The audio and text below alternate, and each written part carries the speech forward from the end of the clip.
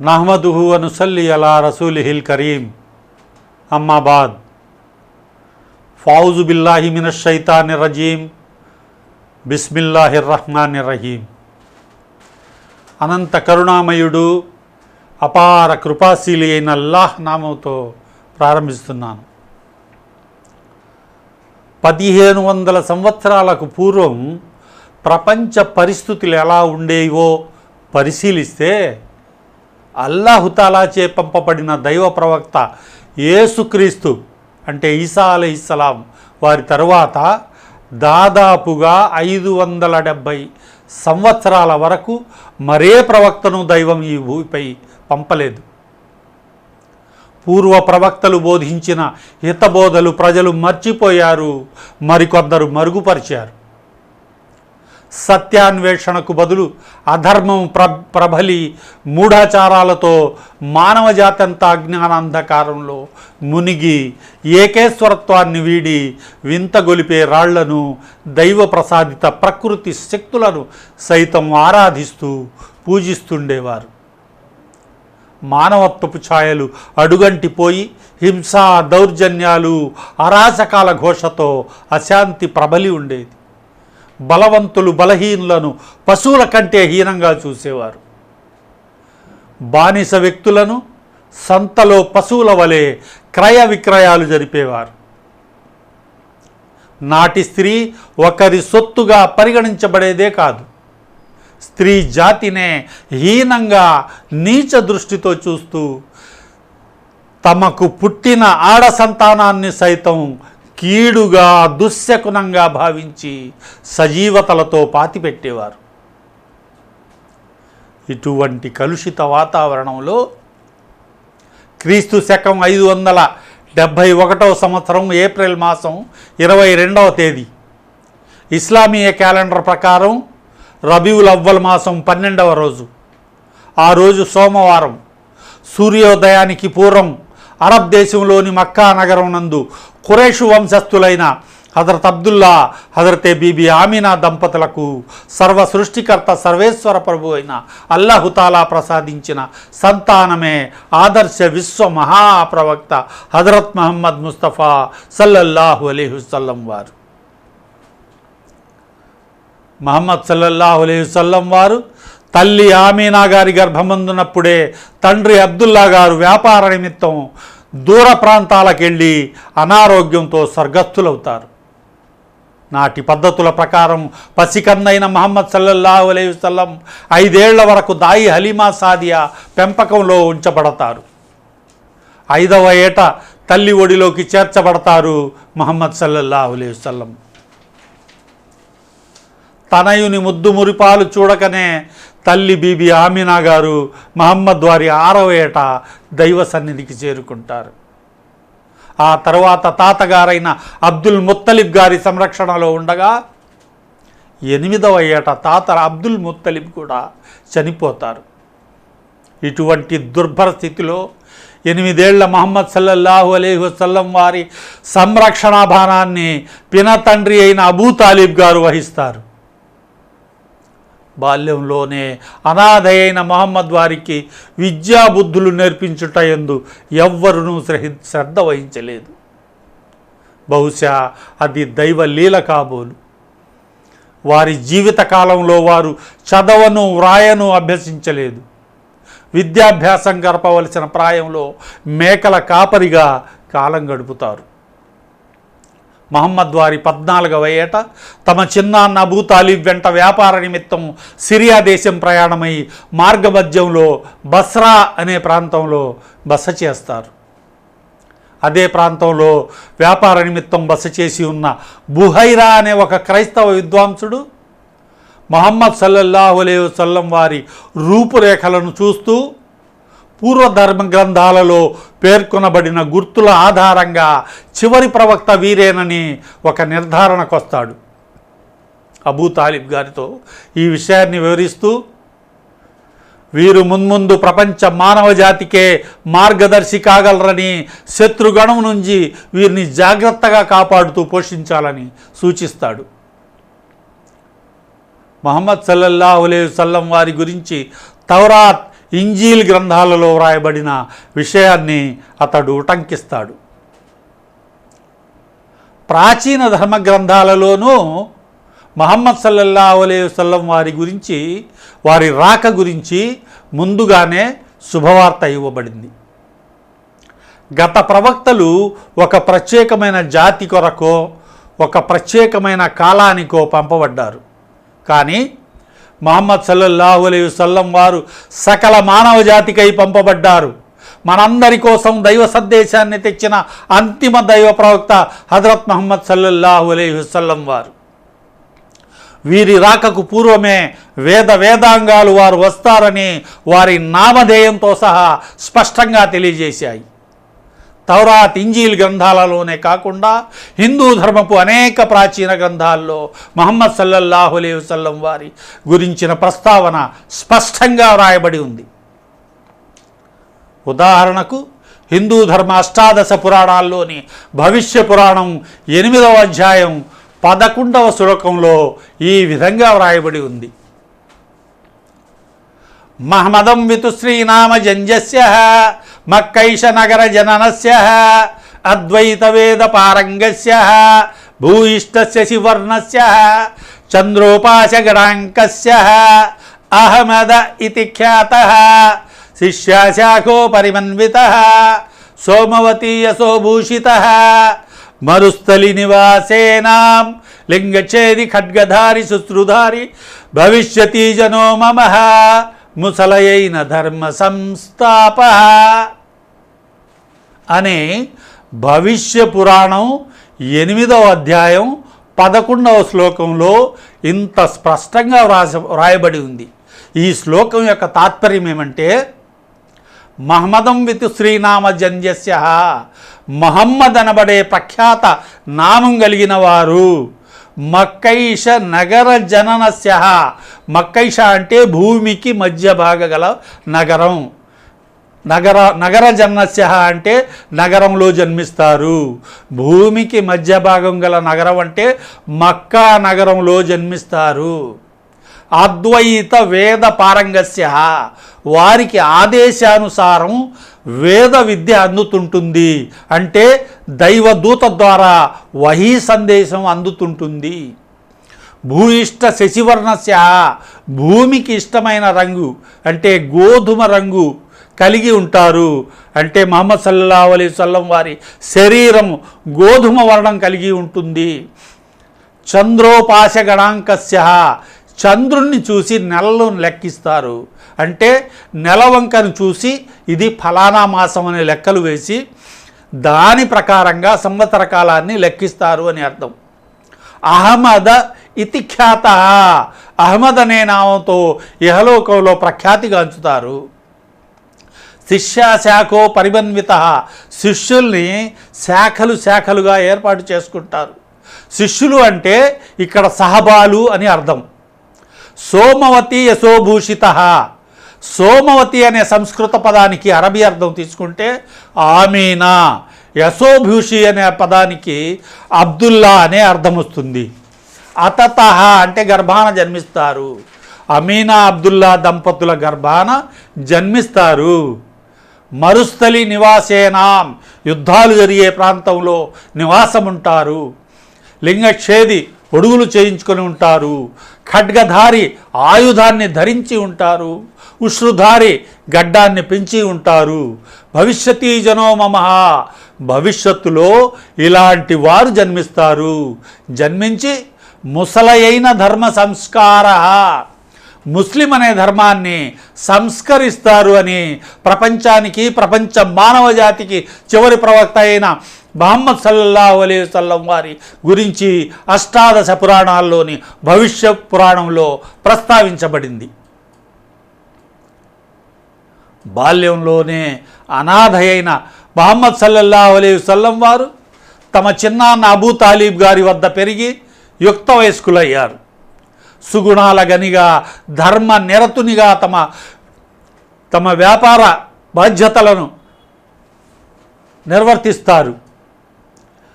ముహమ్మద్ సల్లల్లాహు అలైహి వసల్లం వారి వ్యాపార దక్షతను గురించి విన్న మక్కా నగర భాగ్యవంతురాలైన బీబీ ఖదీజా గారు తమ వ్యాపార బాధ్యతలను ముహమ్మద్ సల్లల్లాహు అలైహి వసల్లం వారికి అప్పగిస్తారు. 25 ఏళ్ల ప్రాయం నాటికి ముహమ్మద్ సల్లల్లాహు అలైహి వసల్లం ఉత్తమ వ్యాపారిగా పేరు గడిస్తారు. వీరి సత్ప్రవర్తన న్యాయబుద్ధికి ఆకర్షితురాలైన బీబీ ఖతీజా గారు మహమ్మద్ వారిని వివాహమాడదలిచి తమ పెద్దలచే కబురంపుతారు. ఆ కాలంలో వితంతు స్త్రీలను వివాహమాడటం అపవిత్రమైన కార్యంగా భావించేవారు. ఇది మూఢాచారమని, దీన్ని రూపుమాపే దిశగా 25 ఏళ్ల ప్రాయంలో ముహమ్మద్ సల్లల్లాహు అలైహి వసల్లం వారు 40 ఏళ్ల వితంతు బీబీ ఖతీజా గారిని క్రీస్తు శకం 595వ సంవత్సరంలో వివాహమాడి 1400 సంవత్సరాలకు పూర్వమే వితంతు వివాహాలను ప్రోత్సహిస్తూ ఆదర్శప్రాయంగా నిలుస్తారు. బాల్య దశ నుండే సత్ప్రవర్తన అలవడిన ముహమ్మద్ సల్లల్లాహు అలైహి వసల్లం వారికి అరబ్బులు చేసే ఈ 360 విగ్రహాల ఆరాధన, వీరి నీతిబాహ్యమైన కార్యాలను చూస్తూ సహించలేక వీరిని ఈ దురాచారాల నుండి ఎట్లయినా దూరం చేయాలనే తలంపుతో ఈ కలుషిత వాతావరణానికి దూరంగా మక్కా నగరానికి 3 మైళ్ళ దూరంలో ఉన్న హీరా అనే కొండ గుహలో ఏకాంతంగా రేయింబవళ్ళు గడుపుతూ ప్రపంచ గమనాన్ని, సృష్టి విధాతను గురించి ఆలోచిస్తూ గడిపేవారు.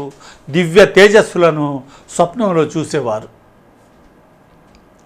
ఈ క్రమంలో క్రీస్తు శకం 610వ సంవత్సరంలో రంజాన్ మాసపు ఓ శుభదినాన హీరా కొండ గుహలో దైవ ధ్యాన నిమగ్నులై ఉన్న ముహమ్మద్ సల్లల్లాహు అలైహి వసల్లం వారి చెంతకు దైవదూత జిబ్రయిల్ ప్రత్యక్షమవుతారు.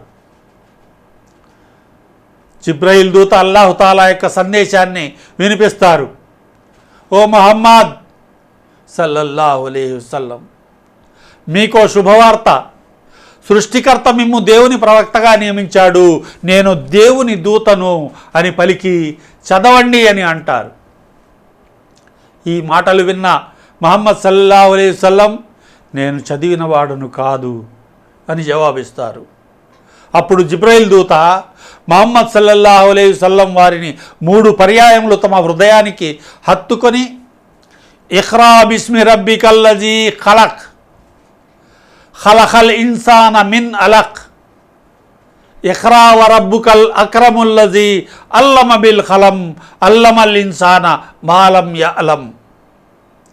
చదవండి, మీ సృష్టికర్త సర్వేశ్వర ప్రభు అల్లాహ్ నామంతో. అతడు మనిషిని చిక్కటి రక్తపు బుద్ధతో సృష్టించాడు. చదవండి, మీ ప్రభు అయిన అల్లాహుతాలా పరమ పునీతుడు, అగ్రగణ్యుడు.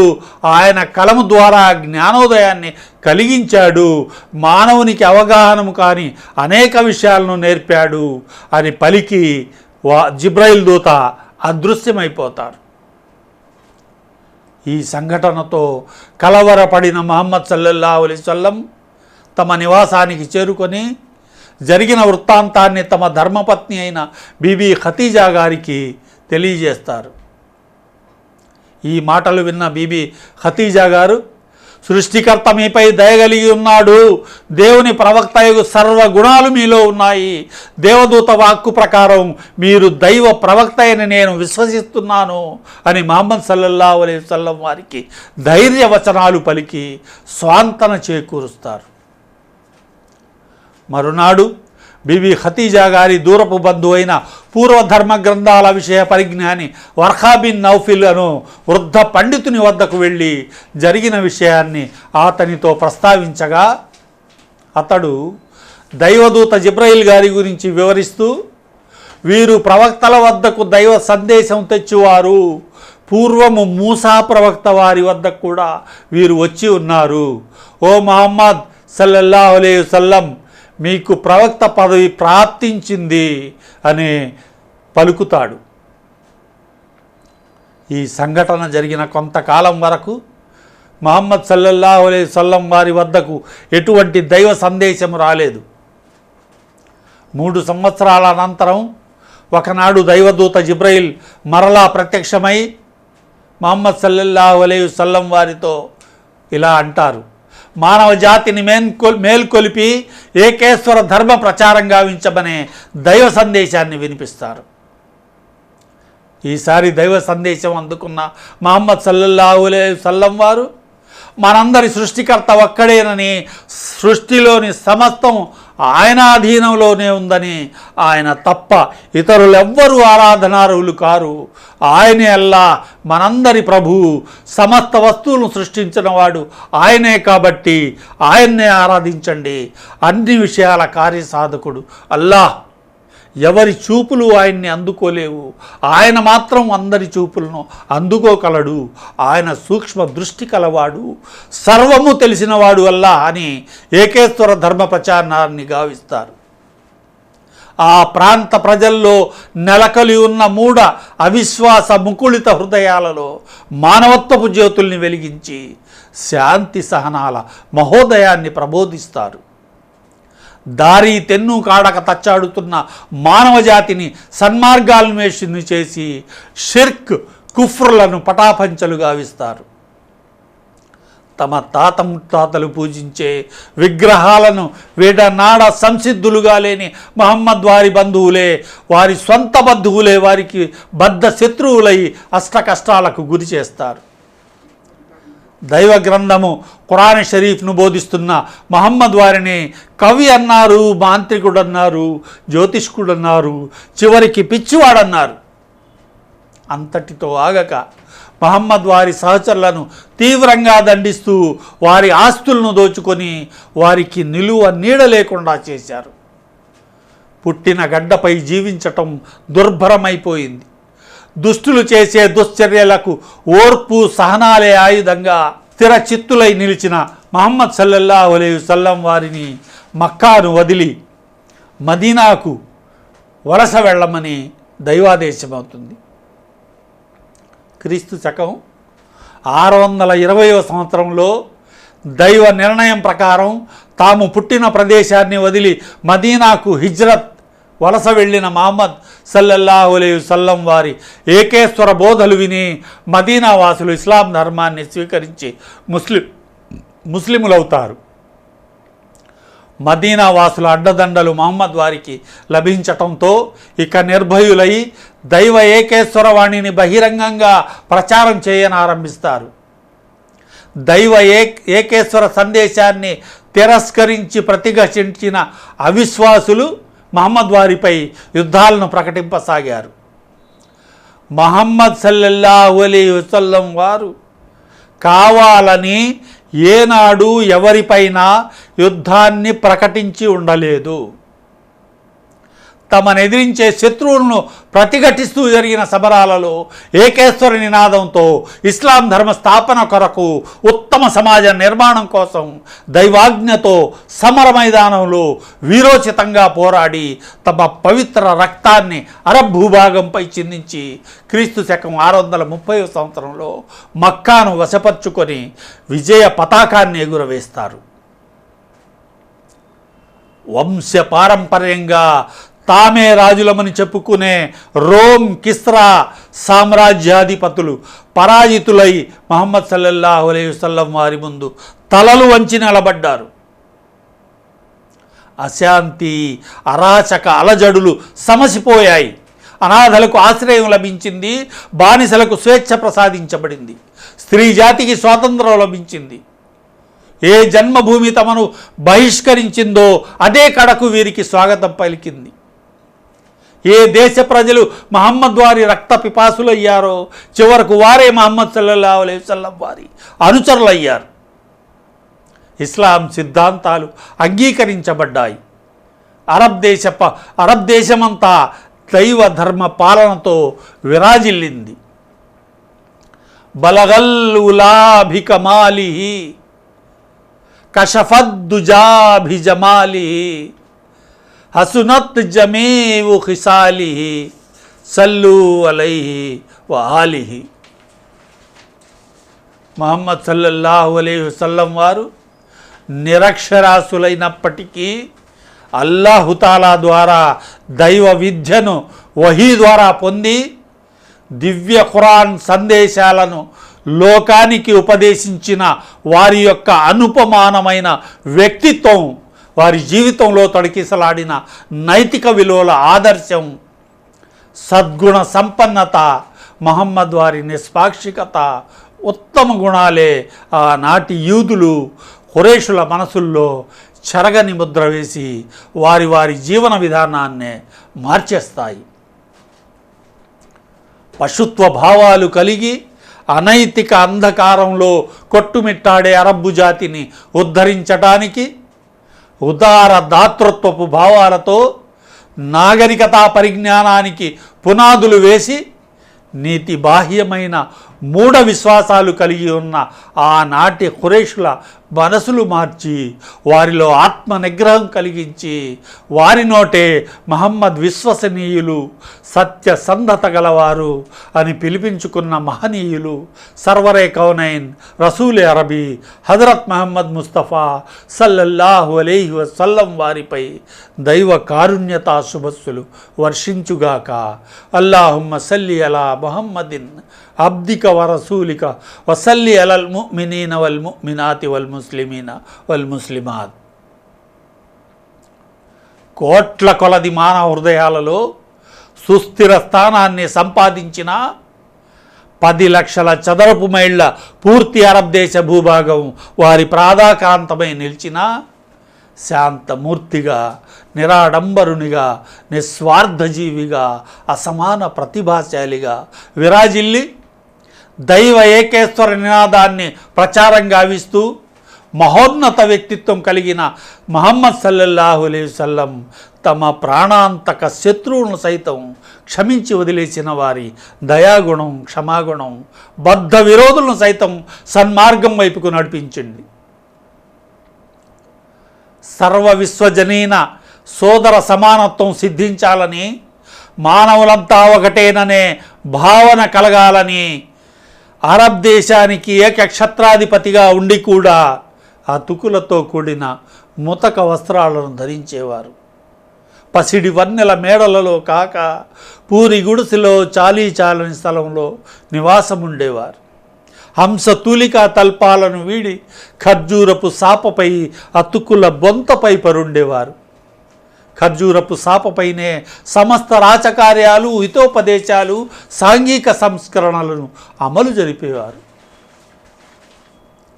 అటువంటి మహమ్మద్ సల్లల్లాహు అలైహి వసల్లం వారి గురించి నేటి ప్రపంచ ప్రఖ్యాత పండితులు, విమర్శకులు, మేధావులు అనేక వందల పరిశోధనల అనంతరం ఏమని వ్యాఖ్యానిస్తున్నారో కొంచెం వివరిస్తాను. ఈ భూమండలంపై ఇప్పటికీ కొన్ని కోట్ల మంది ప్రజలు నడయాడినప్పటికీ చరిత్రలో మానవ జాతి గమనాన్ని తమ చేతల ద్వారా, తమ బోధనల ద్వారా ప్రభావితం చేసిన మహానుభావులు కొద్దిమంది మాత్రమే ఉంటారు.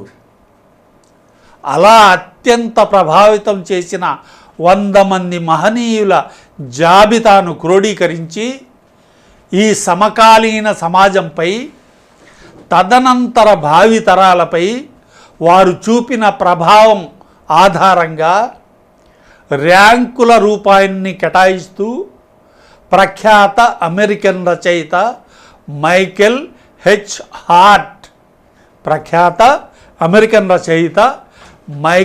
హెచ్ హార్ట్ వ్రాసిన పుస్తకం the 100 A ranking of the most influential persons in history అనే ఈ గ్రంథంలో 1978 సంవత్సరంలో ముద్రించబడిన ఈ గ్రంథం ఇప్పటికీ 7 లక్షలకు పైగా ఆ కాపీలు అమ్ముడుపోయి 15 ప్రపంచ భాషల్లో అనువదించబడిన ఈ గ్రంథంలో మొట్టమొదటి ర్యాంకును ఇస్లాం మత ప్రవక్త మహమ్మద్ సల్లల్లాహు అలైహి వసల్లం వారికి ఇస్తూ రచయిత ఏమంటున్నాడంటే, సంఘ సంస్కర్తగా, తత్వవేత్తగా, సైన్యాధ్యక్షునిగా, పాలనాధికారిగా ఇలా అనేక రంగాలలో సమూల మార్పుల్ని ప్రవేశపెట్టడమే కాకుండా మతం మరియు లౌకిక సంబంధాల విషయాలు రెండింటిలోనూ తిరుగులేని విజయాలను అందించిన మహమ్మద్ ప్రవక్త వారికి 1వ ర్యాంక్ ఇవ్వటం సముచితం అని రచయిత పేర్కొంటున్నాడు.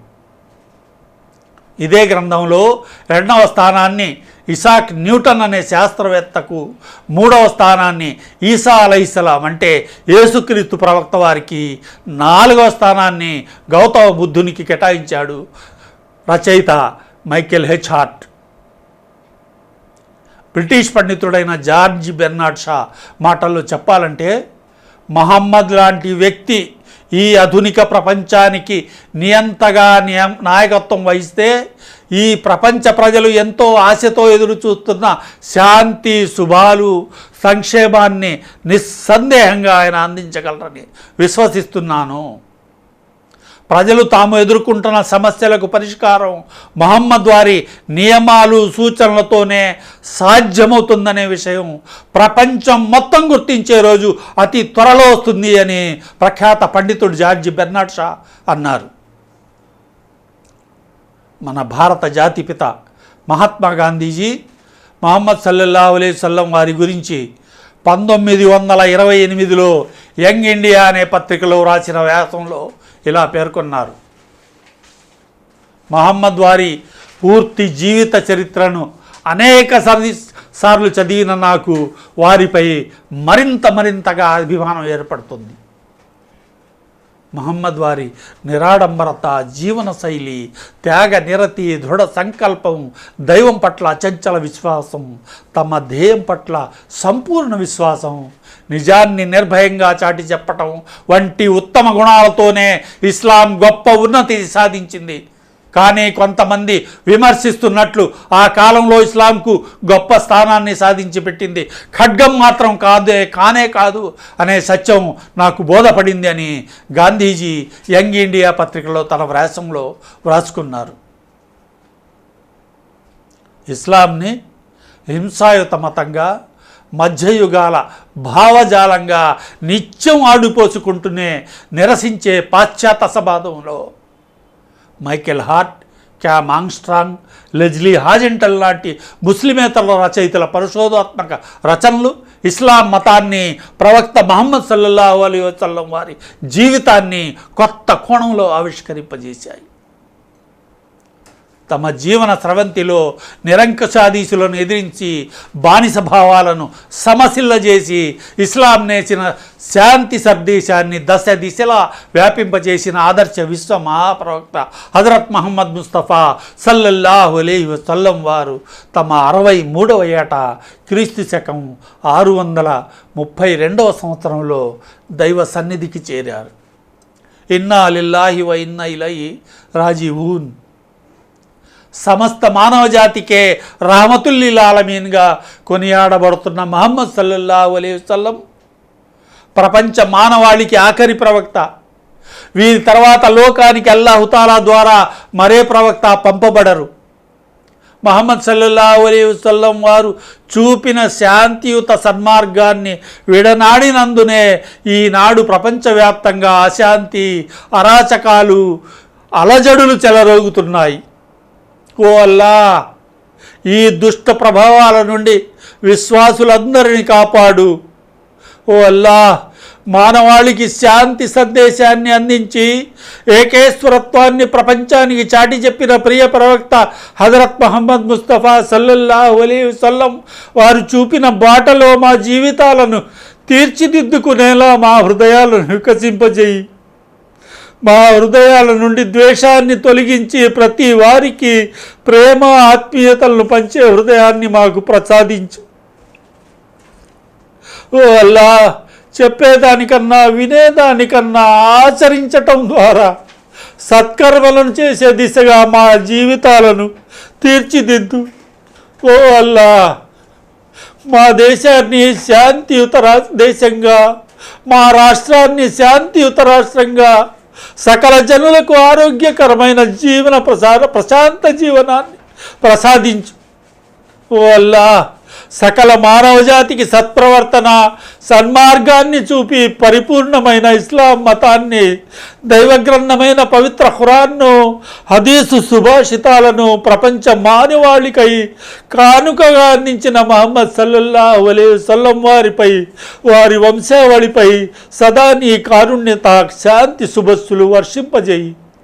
सल्लल्लाहु अलैहि वाला आलिहि व असहाबिहि व अज़वाजिहि व ज़ुर्रिय्यतिहि व अहले बैतिहि अजमईन बिरहमतिका या अरहमर राहिमीन व आखिरु दावाना अनिल हम्दुलिल्लाहि रब्बिल आलमीन।